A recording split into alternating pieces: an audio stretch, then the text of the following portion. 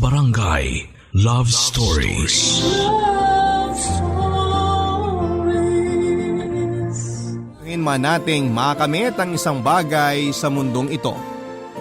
Hindi yon ibinibigay sa atin at ang kailangan na lang nating gawin ay ang mag-move on. Ikaw kabarangay, handa ka bang bitawan ang pag-ibig na walang patutunguhan?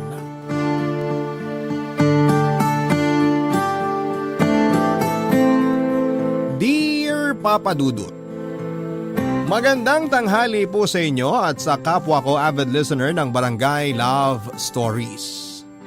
Itago nyo na lamang po ako sa pangalang Jervy, 33 years old. Naging libangan ko na po ang pakikinig sa programa ninyo tuwing may pinagdaraanan ako sa buhay. Napapasaya po kasi ako ng mga kwento ng ating mga kabarangay lalo kapag tungkol yon sa love life nila. Minsan kada may maririnig akong happy ending sa mga love stories nila ay hindi ko po mapigilang mapatanong sa sarili ko. Kailan kaya darating yung happy ending ko sa pag-ibig? Siguro iniisip ninyo na may pagka-hopeless romantic ako. At tama kayo Papa Dudut dahil magpa sa hanggang ngayon ay umaasa pa rin po ako na sa takdang panahon ay magkakabalikan kami ni Kim. Ang babaeng minahal ko ng higit pa kesa sa nanay ng anak ko. Papa Dudut, magkatrabaho po kami ni Kim sa isang pribadong kumpanya. Naging interesado ako sa kanya dahil ubod po siya ng ganda. Artistahin ang kanyang itsura, maputi, may kapayatan ng katawan pero sexy. Mabait din po siya pero may kaunting kamalditahan. Lalo na kapag hindi niya gusto yung tao na umaaligid sa kanya. Pero meron din pong pusong mamon. Mas bata sa akin ng ilang taon si Kim pero hindi po naging hadlang ang mga edad namin para hindi ako mahulog at tuluyang magkagusto sa kanya, Papa Dudut. Hindi niyo ako masisisi nang makilala ko si Kim. Muli pong tumibok ang puso ko matapos kong ma-in love at ang first time na makita ko siya ay talaga namang nahulog ang loob ko sa kanya. Kaso, may sabit at may kaunting problema. Nang mga panahon na yon ay taken na po si Kim. May boyfriend po siya pero wala namang kapana-panahon sa kanya. Siguro ang mainam na term ay taken for granted siya. At dahil doon Papa Dudut ay malimit namin siyang kinakantsawan na hiwalayan na niya ang lalaking wala namang ginawa kundi ang saktan siya sa pamamagitan ng pag-iindiyan sa kanya tuwing may date sila o di kaya ay laging pinaghihintay niya ng matagal kapag may lakad silang dalawa, Papa Dudut.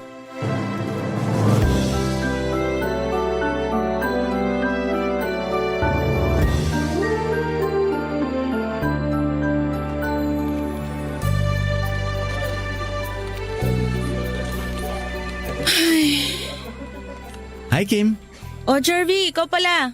bakit parang pinagsakloban naman ng langit at lupa ang itsura mo? Sobrang pangit ko na ba sa paningin mo?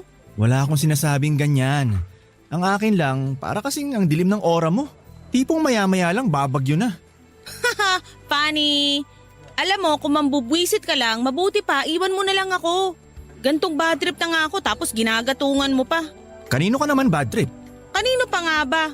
Eh di sa jowa akong magaling. Wow! May jowa ka na pala? Sa bagay, sa ganda mong yan. Pero ano ba kasi ginawa sa'yo ng boyfriend mo para mag-alboroto ka ng ganyan? Hindi na kasi siya nagbago. Lagi na lang siyang late sa mga date namin, katulad ngayon. Mag-iisang oras na niya akong pinaghihintay. Hindi pa nagre-reply sa text ko o nagsisin ng chat. Sabi niya susunduin niya ako dito sa office pero hanggang ngayon ni anino niya wala. Ganun ba? Napakatarantado naman pala nung lalaking yun para paghintayin ka. Tapos ano nga yung sabi mo? Lagi siyang late sa mga date nyo? Aba, baka iba na yan ha? Anong ibig mong sabihin? Base lang naman to sa obserbasyon ko ha. Kasi lalaki rin ako. Ano? Base sa obserbasyon mo? Bakit? Cheater ka ba? Wow, cheater talaga? Yun kasi ang punto mo. Alam mo, kung frustrated ka sa jowa mo, wag mong ilabas sa akin. Hindi ko naman kasalanan na ganyan kanya tratuhin. Ang akin lang hindi mo deserve na ganyanin kanya. Kasi dapat sa'yo, Inaalagaan. Ay naku, ewan ko sa'yo, Jervy. Wala ka bang gagawin sa buhay mo kaya naisip mo kung pag-aksayahan ng panahon? Hindi naman ako ganun ka-busy kaya nalapitan kita para kausapin. Naisip ko kasi baka kailangan mo ng kakwentuhan kaysa ganyang nakasimangot ka lang. Sige ka, maaga kang tatanda niyan, ikaw rin. Baliw! Yun! Sa wakas, nag-chat na siya.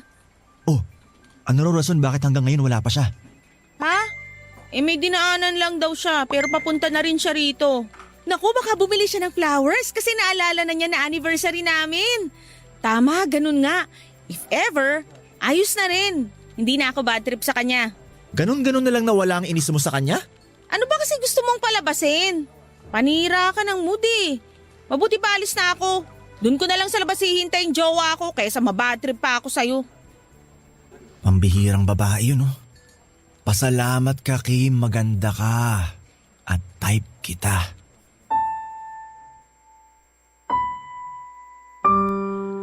Papa Dudut, hindi ko po mapigilan ang sarili kong hindi magkaroon ng pakialam kay Kim. Lalo na kapag nakikita ko siyang nakasimangot dahil may misunderstanding na naman sila ng boyfriend niya. Para po sa akin ay hindi dapat hinahayaang malungkot ang malaanghel na babae na katulad ni Kim ng kahit na sino. Sa halip dapat ay lagi siyang pinapangiti, minamahal, inuunawa at pinapaligaya.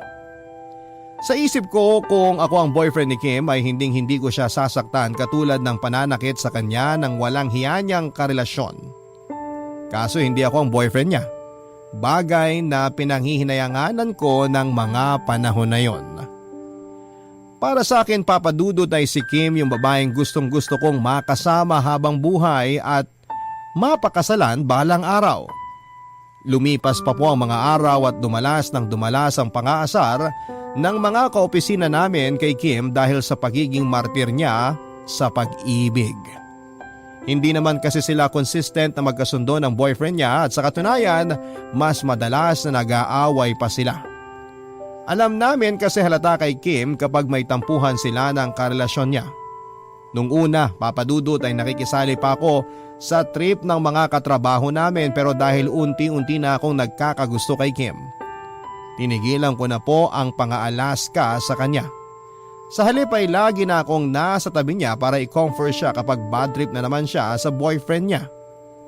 Dati po ay medyo naiilang pa si Kim sa presensya ko pero hindi nga nagtagal ay nasanay na lamang siya na kasama ako. Pabor sa akin yon dahil nagkakaroon ako ng chance na mapalapit sa kanya at makita siya ng husto.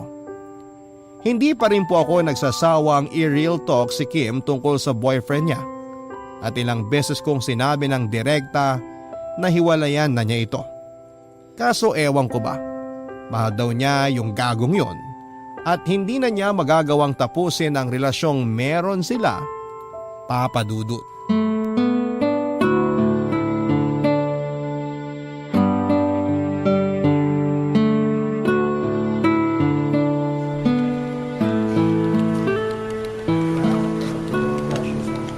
Bad trip! Nakakairita! Oh, Kim, may nangyari ba? Bakit buisit ka? Wala, Jervy. Ayos lang ako. May ayos bang lukot ang mukha at naluluha? Pwede ba? Lokohin mo na lelang mo, wag lang ako. Hindi ka naman nakakatulong eh. Inaasar mo lang ako. Hindi kita inaasar. Concerned ako sa'yo. Ano ba kasi nangyari? Bakit umiiyak ka dyan? Nag-aaway na naman ba kayo ng boyfriend mo? Ay, parang ganun na nga. Ano pa bang bago dun? Ganun naman relasyon namin, away-bati. Kahit na walang bago doon, parang hindi ka pa rin sanay. Sino bang gustong kasanayin ng gantong klase ng relasyon? Wala kaya. Kahit ako napapagod na rin sa kanya. Tulad ngayon, bigla niya kinancel yung date namin kasi may importante raw siyang gagawin. Akala ba niya hindi ko alam na maglalaro lang siya ng mobile games hanggang madaling araw? Lagi na lang yung pesting laro na yun ang pinipili niya kaysa sa akin. Kung sa akin gagawin yan, magagalit din ako. Ayoko ba naman sa lahat yung pinaparamdam sa akin na hindi ako nag-i-exist. Pero, sinubukan mo na ba siyang kausapin tungkol sa ugali niyang yan? Maraming beses na, Jervy.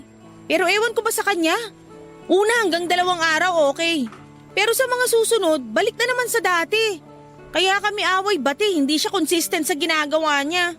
Isa lang ang solusyon na naiisip ko para matapos ang problema mo sa kanya. Hiwalayan mo na siya. Hindi siya yung lalaking karapat-dapat sa'yo kasi hindi kanya pinahahalagahan. Alam mo, kung sa iba ka mapupunta at hindi sa kanya, baka tinuring ka pa nilang prinsesa. Pero mahal ko boyfriend ko, Jervy. At wala akong lakas ng loob makipaghiwalay sa kanya. Paano mo malalamang wala kang lakas ng loob kung di mo susubukang gawin? Sa una masakit pero sa huli, makakapag-move on ka rin. Isipin mo na lang mabubunutan ka na tinik sa lalamunan kapag hindi mo na pinoproblema ang ugali niya at trato niya sa'yo. Nasasabi mo lang yan kasi wala ka sa posisyon ko. Hindi mo alam yung mga pinagdadaanan ko at mga sakripisyo sa relasyon namin kaya hirap akong bitiwan siya. Hindi ko na kailangang mapunta sa posisyon mo para malaman yung pakiramdam na binabaliwala at hindi pinapahalagahan. Ewan ko ba naman sa'yo, Kim? Maganda ka naman. Yung ibang lalaki nagkakandara pa sa'yo pero mas gusto mo yung wala namang pakialam sa'yo. Kanya ka na ba talaga kamartir? Tawagin niyo na akong martir, hibang, tanga o kawawa pero hindi ko hihiwalayan ng boyfriend ko dahil mahal ko siya. Oh, saan ka pupunta? Akala ko ba ininja ka ng boyfriend mo? Gusto mo tayo na lang lumabas? Libre ko. Ayos lang ako, Jervy. Hindi ko kailangan makipag-date sa'yo. Uuwi na lang ako sa amin at dun magmumukmok.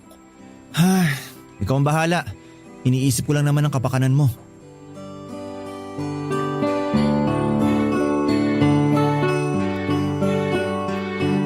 Papa Dudut, dahil lagi kaming magkasama ni Kim sa opisina, magkakwentuhan tuwing break time at sabay kumain sa lunch break, hindi namin namalayan na naging super close na kami, Papa Dudut.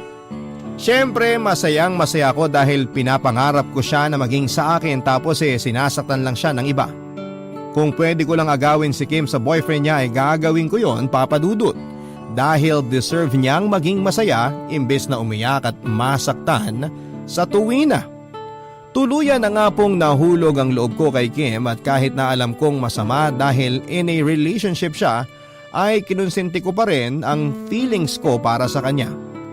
Gabi-gabi bago ako matulog ay nagdarasal ako na sana may mangyaring hindi maganda sa relasyon ni Kim at ang boyfriend niya para tuluyan na silang magkahiwalay. Para sa akin, yun ang pagkakataon na mapalitan ko ito sa buhay niya. Hindi nga nagtagal ay nagkatotoo nga po ang panalangin ko. Isang araw ay nagkaroon ng matinding pagtatalo sina Kim at ang boyfriend niya dahilan para hindi mag-cool off sila. Sinamantala ko yun para yayain siyang lumabas para kahit papaano ay malibang naman siya. Sumama naman po sa akin si Kim at kumain kami noon sa labas. Libre ko siya at nagkakwentuhan ng kung ano-anong mga masasaya, malungkot at nakakainis na bagay. Pero kahit walang kwentang pinag-uusapan namin, hindi po ako nakaramdam ng pagkainip habang kasama ko siya. Nagja-jive po kasi ang mga personality namin ni Kim at sobrang napakalayo niya at ibang-iba sa live-in partner ko at nanay ng aking anak. Barangay Love Stories. Barangay Love Stories. Papa Dudut, isa sa mga katangiang nagustuhan ko kay Kim ay yung abilidad niya para mapatawa ko sa mga jokes o banat niya. Para sa akin ay malalaman natin kung gusto tayo ng isang tao kapag tumawa sila sa mga biro o hirit natin at sa puntong yon ay huling-huli ni Kim ang kiliti ko dahil nga may gusto ako sa kanya.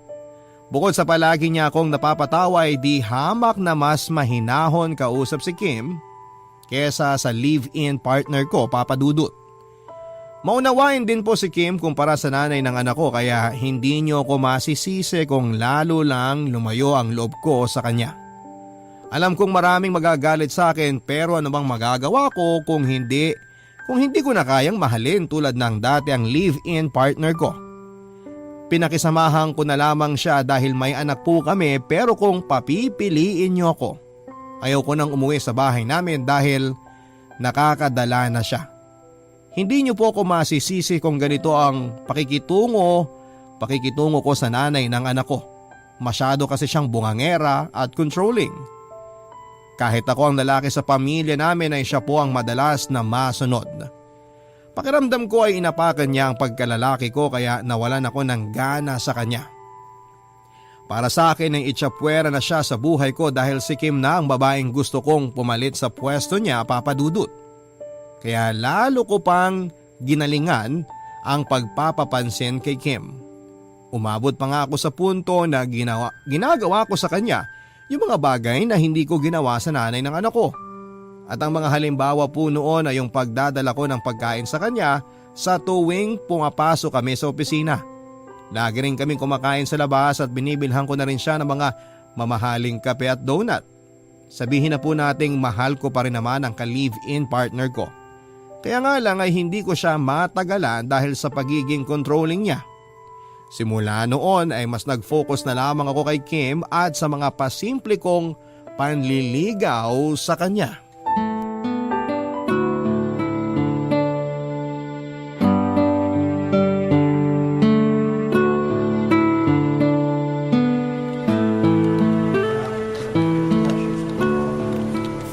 Hi Kim! Good morning! Aba, maganda yata gising mo ah. Nakangiti ka. Oo naman, kahit sobrang late na ako natulog dahil sa'yo. Dahil talaga sa akin? Ikaw kasi, sinabi ko na ngang good night pero chat ka pa rin ng chat. At reply ka pa rin ng reply. Anong magagawa ko? Ayoko namang isin lang ang messages mo. Ewan ko sa'yo. Oh, ano yung dala mo? Aba, parang sarap niyang kape at donut Di mo naman sinabi na bibili ka ng kape. Sana nagpasabay ako sa'yo ng bili. Ang totoo, para sa'yo talaga ang kape at donut na to, Kim. Seryoso? Ayaw mo? Oo, ayoko. Okay, babayaran ko na lang. Hindi na. Binili ko talaga to para sa'yo. Kunin mo na, kainin mo. Huwag mo nang bayaran, hindi ko rin naman tatanggapin Pero nakakahiya, Jervy. Tingnan mo, tinitingnan tayo ng ibang katrabaho natin. Hayaan mo silang tumingin. Hanggang doon lang naman magagawa nila. Ikaw naman kasi, bakit bigla mo akong naisipang bili ng mga pagkain to? Ang mamahal nito. Sigurado ka bang ayaw mo magpabayad? Sigurado. Tsaka kapag pinilit mo pang bayaran ng mga yan, magtatampo ako sa'yo, sige ka. Ay, ayoko namang magtampo ka sa akin, kaya akin na to. Ay nga pala Kim, may lakad ka ba mamaya?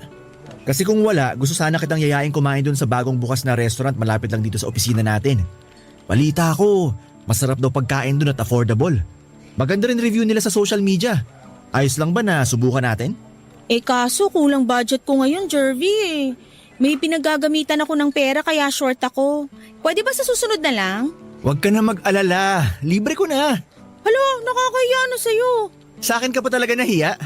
Kasi mapapagastos ka pa ng doble kapag binayaran mo yung akin. Nilibre mo na rin ako ngayong umaga nitong kape at donut. Baka wala ka ng pera o di kaya ma-short ka na niyan. Huwag mong isipin yon. Ang totoo, pinag-ipunan ko talaga yung kakainin natin mamaya. Hindi ako kakapusin ng pera dahil may nakalaang budget ako para doon. Ang kailangan mo lang gawin pumayag. Sige na, please. Try lang natin doon. Ay, ano pa nga bang magagawa ko? Mapilit ka. For sure, pag di ako pumayag ngayon, maghapon mo lang akong kukulitin at hindi titigilan. Ibig bang sabihin yan, pumapayag ka na? Oo. Yun! Thank you, Kim. Nako, buo na ang araw ko. Salamat kasi pumayag ka. Para ka talagang baliw.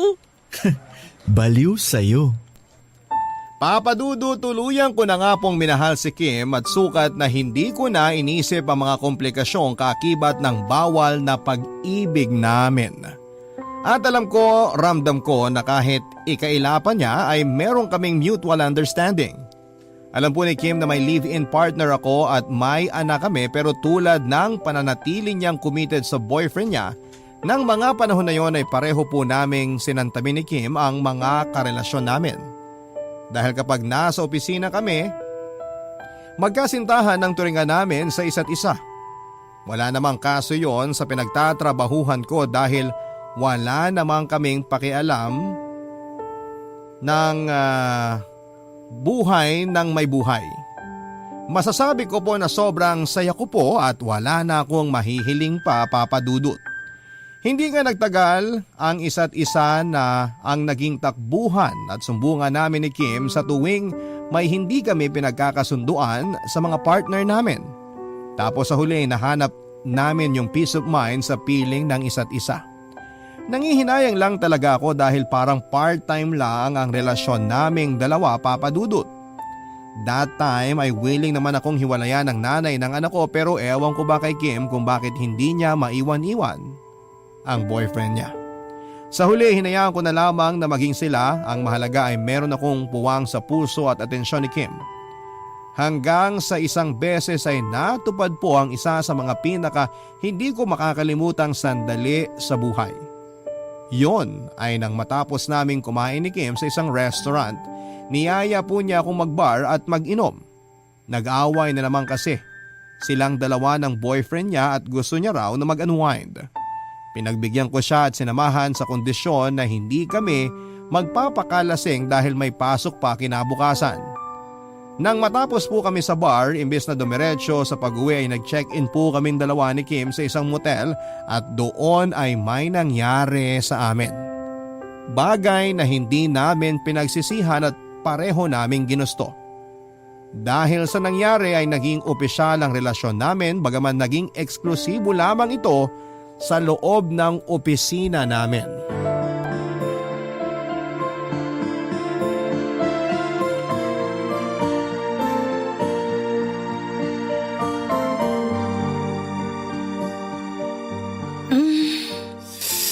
John Jervy. Harder. Harder. Medyo diin mo. Yan. Tamang-tama lang. O, di ba? Sabi sa'yo may talent ako sa pagmamasahe eh. Kumusta likod mo? Masakit pa rin ba? Hindi na. Ang galing mo nga. Kasi mga kamay mo lang pala makakapagpawala ng sakit ng likod ko. Dapat pala dalas-dalasan ko ang pagpapamasahe sa'yo eh. Pwede naman. Kung gusto mo. Hoy, wag kang masyadong maingay dyan. Mamaya may makarinig sa'yo, isipin nila nagmamanyakan tayo rito. Bakit? Hindi ba?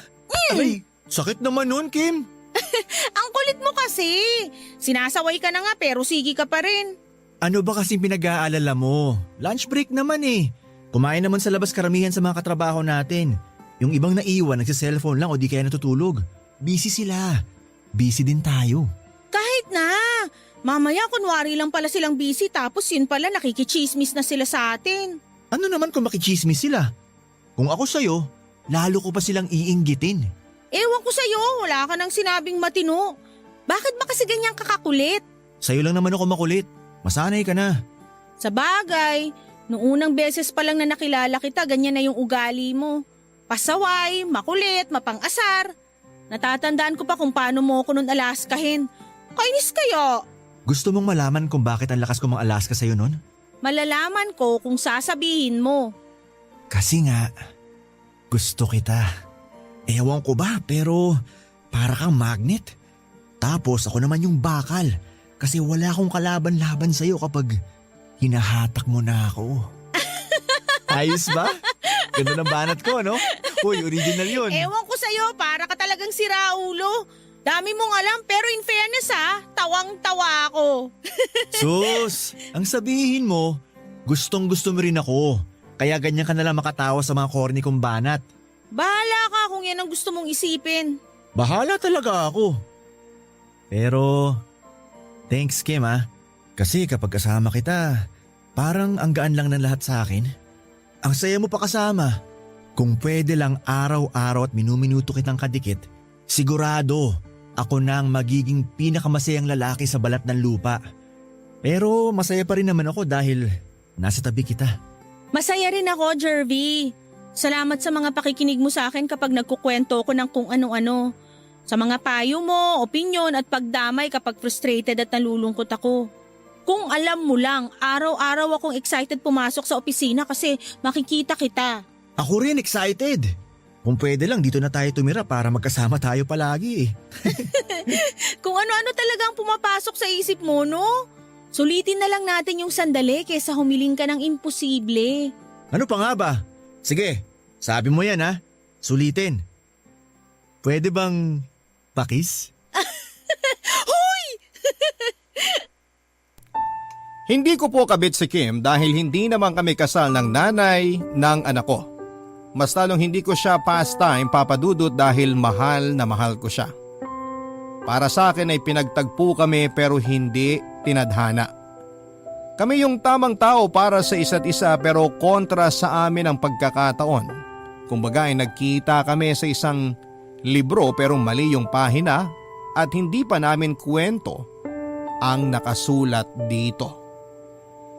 Sa kabila po ng lahat, imbes na lumabnaw o tumabang, lumapot at tumamis pa po ang pagtitinginan namin ni Kim sa isa't isa.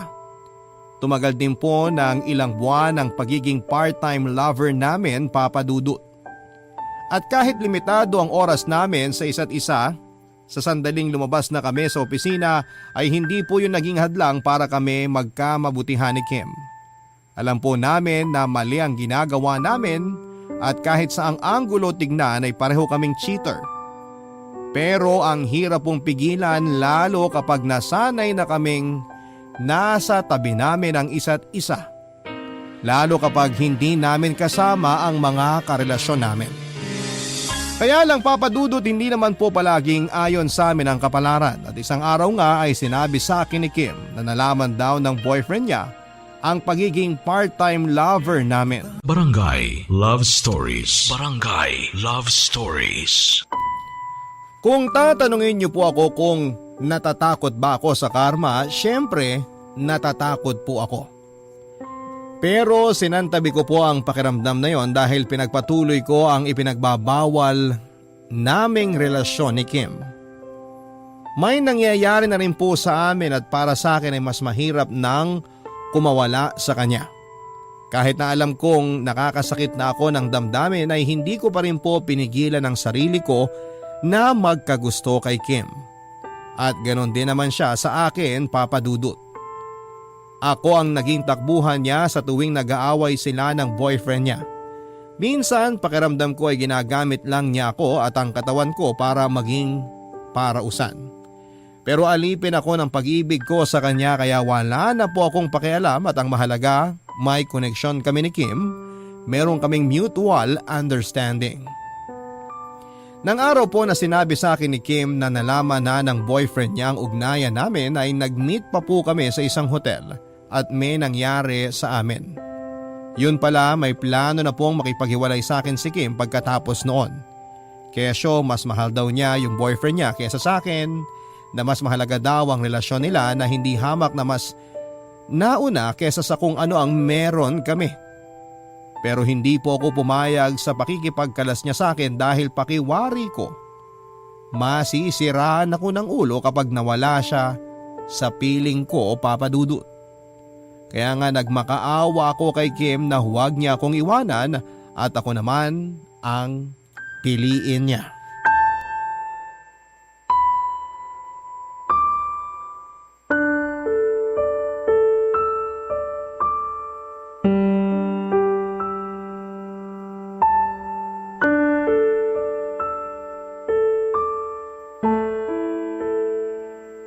Anong sinabi mo? Seryoso? Hihiwalayan mo ako? Mukha ba akong nagbibiro, Jervy? Siyempre seryoso ko. Pambihira. Prank ba to? Kasi kung oo, hindi na ako natutuwa. Kanina lang may nangyari pa sa atin ah. Masayang masaya pa nga tayo tapos ngayon, biglang gusto mo nang makipaghiwalay sa akin? Hindi ka ba nakikinig? Alam na ng boyfriend ko na may relasyon tayo. Eh ano naman kung alam niya? Anong sinasabi mong ano naman? Hindi ko kasi maintindihan. Sa lagay, mas gusto mo pang tapusin ang relasyon natin kaysa ang relasyon nyo? Ako talagang bibitawan mo? Di mo ba ramdam na mas mahal kita? Na sa aming dalawa, ako yung mas ma-effort, mas sweet at mas caring? Napapatawa kita, napapaligaya sa kama. Tapos siya pipiliin mo kaysa sa akin? Ano to? Kaguhan? Jervy naman, intindi mo sana ang sitwasyon natin. Ano pa bang klaseng pag-iintindi sa pesing sitwasyon natin ang gusto mong gawin ko, Kim? Lahat naman pinilit kong unawain. Yang hindi mo pakikipaghiwalay sa kanya kahit tayo na at may nangyayari na sa atin. Inintindi ko lahat yon. Kasi sabi mo tsumitsyempo ka lang. Pero inabot na ng ilang buwan na, hindi pa rin kayo naghihiwalay. Inintindi ko pa rin yun kasi sabi mo mas mahal mo ko. Ginawa ko naman ang lahat para patunayan sa'yo na totoo ang nararamdaman ko. Pero sa huli, iiwanan mo lang pala ako. Saan ba ako nagkulang? Jervy, di ka kulang. Sobra-sobra ang pagmamahal na binigay mo sa akin, pero... Pero ano? Sabihin mo na kasi! Sorry, okay? Sorry kasi mas mahal ko pa rin siya. Mahal kita pero mas gusto ko pa rin siyang makasama kaysa sa'yo. Akala ko kasi kaya kong kalimutan feelings ko sa kanya kasi nandyan ka naman, kaso mali pala ako. Pasensya ka na kung ginamit kita nung mga panahong wala siya, Jervy. Hindi sapat ang sorry mo, Kim! Ano pa bang gusto mong gawin ko? Ano pa bang gusto mong sabihin ko? Gusto kong bawiin mo ang pakikipaghiwalay mo sa akin. I'm sorry pero di ko magagawa yan. Buo na ang desisyon ko. Tanggapin mo na lang. Mabuti mong gawin, bumalik ka na lang sa pamilya mo. May anak kayo ng live-in partner mo, sila na lang ang pagtuunan mo ng atensyon. Mas kailangan kita kaysa sa kanila, Kim. Hindi mo ba naiintindihan yun? Kaya please, huwag ka na makipaghiwalay sa akin. Kung may pagkukulang man ako sa relasyon natin, sabihin mo, babawi ako, pangako. Huwag mo lang akong iwan kasi hindi ko kakayaning mag-isa. Kakayanin mo, Jervy. Sino lang ba ako? Saka hindi pa naman tayo inabot ng taon sa relasyon natin. Makakalimutan mo rin ako pag pinilit mo. Please, gawin mo para sa akin. Pero mahal na mahal kita. Kung mahal mo ko, irerespeto mo desisyon ko. Papadudot, wala po akong nagawa dahil desidido na si Kim na tapusin na ang relasyon naming dalawa. Siguro nga kahit maglupasay ako sa sahig habang nagmamakaawa o di kaya ay umiiyak ng dugo ay hinding-hindi na magbabago ang isip ni Kim na makipagkalas sa relasyon namin. May punto na naisip ko na sobrang unfair niya dahil bakit gano'n na lamang kadali sa kanya na ibasura ang lahat sa amin. Kahit paano ay minahal ba niya talaga ako na sa tuwing may nangyayari sa amin at napapaligaya ko siya, ay hindi ba siya nangarap na sana ako na lamang ang piliin niya imbis na yung boyfriend niya na wala namang ginawa kundi ang pasakitan siya, Papadudot? Ewan ko pero nakakabobo pong isipin ang mga dahilan. Pinilit ko pong mag-move on kay Kim, Papadudot. Mahirap kasi katrabaho ko siya pero ginawa ko pa rin ang lahat na umarting hindi nasasaktan lalo na kapag nasa harap kami ng mga katrabaho namin. Oo, pinagtaka nila na hindi na kami close ni Kim pero dahil wala naman talaga silang pakialam sa amin ay hinayaan na lang nila kami. Kaya lang minsan kahit na anong tapang ko ay nakikita ko pa rin ang sarili ko na nagbe-breakdown, Papadudot. Minahal ko po talaga kasi si Kim, sukat sungkitin ko ang buwan at ialay sa kanya ang mga bituin tapos sa dulo ay sasaktan at iiwanan lamang niya ako. Litong-lito ako, tuliro at naguguluhan, Papadudot. Hindi ko alam kung saan ako nagkulang. Ibinigay ko naman ang lahat ng makakaya ko, lahat ng sobra ginawa ko na para sa kanya. Pero bakit hindi pa rin yun naging sapat para manatili siya sa akin? Dahil sa matinding pagkabigo sa pag-ibig na nararamdaman ko ng panahon na yon. Naging desperado po ako, Papadudot. Nandyan yung tuluyan ko nang sinantabi yung pride ko at muli akong nagmakaawa kay Kim na bumalik na sa akin.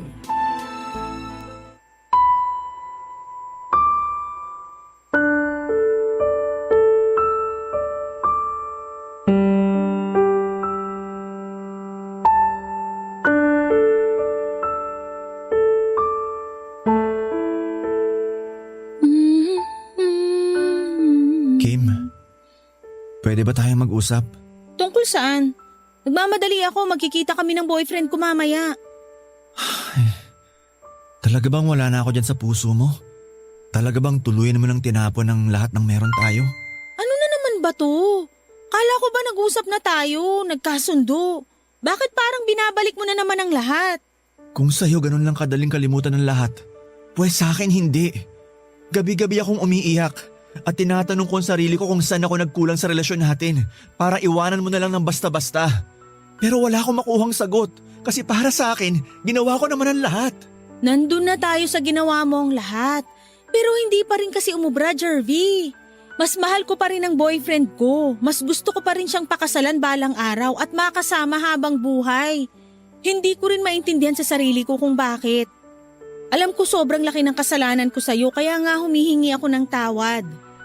Kung hindi mo man ako mapatawad, ayos lang. Magalit ka sa akin habang buhay dahil deserve ko yun. Paano mo naaatim na sabihin sa akin na magalit ako sa'yo? Samantalang mahal na mahal nga kita, Kim. Hindi na ba talaga magbabago ang isip mo? Kahit magmakaawa ako, kahit lumuhod pa ako. Oh, eto. Ano bang ginagawa mo, Jervy? Tumayo ka nga, wag kang lumuhod. Pinagtitinginan na tayo ng mga tao. Wala akong pakialam kahit tumingin sila sa atin. Ayaw mo ba nun? Ayaw mo bang malaman nila kung gaano ako kaseryoso sa pagmamahal ko sa'yo? Ayaw mo bang malaman nila na handa akong gawin ang lahat? Bumalik ka lang sa akin. Please, Kim, pag-isipan mo ulit ang sinabi mo. Baka naguguluhan ka lang o di kaya nalilito. Pinipressure ka ba niya? Pinagbabantaan? Sabihin mo lang, mananagot siya sa akin. Pwede ba, Jervy? Tumigil ka na. Kung ano-ano nang lumalabas sa bibig mo, para kang tanga. Nakakabuisit na. Hindi ka ba talaga makaintindi? Bobo ka ba? Tinigilan natin ang relasyon natin kasi ayoko nang lukuhin ng boyfriend ko. Alam mo, ang swerte-swerte ko nga sa kanya kasi pinatawad niya ako sa panluloko ko. Tinanggap niya uli ako at pumayag siyang ayusin ang relasyon namin. Ayoko na uling maging gaga at sirain na naman ang tiwala niya, kaya please lang! Please, Jervy, lubayan mo na ako! Nangihinayang din naman ako sa kung ano ang meron tayo dati, pero siguro, hindi talaga tayo para sa isa't isa. Na mali yung panahon kung kailan nagkita tayo kasi nakatadhana tayo sa iba. Ang mabuti nating gawin, tanggapin mo na lang yun at wag nang pilitin para hindi na tayo lalong masaktan. Kahit kailan hindi ko magagawa ang gusto mong mangyari. Dahil para sa akin, ikaw lang ang nag-iisang babae na minahal ko at mamahalin ko hanggang sa pagtanda ko. At hindi na yun magbabago kahit na mapunta ka pa sa iba at hindi ako piliin mo sa dulo. Bahala ka, Jervy. Basta hindi na magbabago ang desisyon ko. Sana huling pag-uusap na natin to tungkol dito kasi naniniwala naman akong nauunawaan mo ko. Kaya please, kung totoong mahal mo ko, palalayain mo ko. Papa Dudut, paano ba ang umibig ng hindi nasasaktan? Gusto ko lang namang maging masaya kami ni Kim sa piling ng isa't isa pero bakit kontra ang kapalaran dito? Yun na ba ang karma ko dahil sa panluloko ko sa nanay ng anak ko? Ang iwan, hindi piliin, abandonahin at saktan ang kaisa-isang babaeng gusto ko lang naman na makasama habang buhay. Tawagin niyo na po akong hibang, martir, tanga, bobo o kung ano paman pero para sa akin ay si Kim ang babaeng mahal ko at siya lang ang gusto kong pakasalan pagdating ng panahon. Sa kasalukuyan, Papa Dudut, ay kasal na po si Kim sa boyfriend niya at meron na po silang anak samantalang ako ay tuluyan na po akong nakipaghiwalay sa live-in partner ko. Dahil matapos makipagkalasakin noon ni Kim ay inamin ko sa nanay ng anak ko ang mga kasalanan ko sa kanya. Oo, nagalit siya, pinagmumura niya ako at nasaktan pero ako pa rin ang may lakas ng loob na iwanan siya dahil ayoko nang dagdagan ang mga atraso ko sa kanya. At hindi ko na rin kayang ibalik yung pagmamahal ko sa kanya na ibinigay ko sa iba. Walang iba kung hindi kay Kim. Sa ngayon, Papa Dudut, ay umaasa pa rin po ako na magbabago ang takbo ng kapalaran namin ni Kim at sa huli ay magkakatuluyan din po kami. Pero hanggat hindi pa nangyayari yon ay nakahanda po akong maghintay para sa kanya, Papa Dudut. Papabor din sa amin ang tadhana at muli kaming magkakabalikan. Papa Dudut, maraming salamat po sakaling mapili po ninyong i-air ang storya ng buhay ko sa programang Barangay Love Stories. Sana kahit maraming kabarangay natin ang naiinis sa akin, alam ko na meron din namang nakakaunawa sa sitwasyon ko. Tatanawin ko pong malaking utang na loob sakaling mabigyan po ako ng payo. God bless po sa inyo, ang inyong forever kapuso at kabarangay, Jervy. Barangay Love Stories. Love Stories.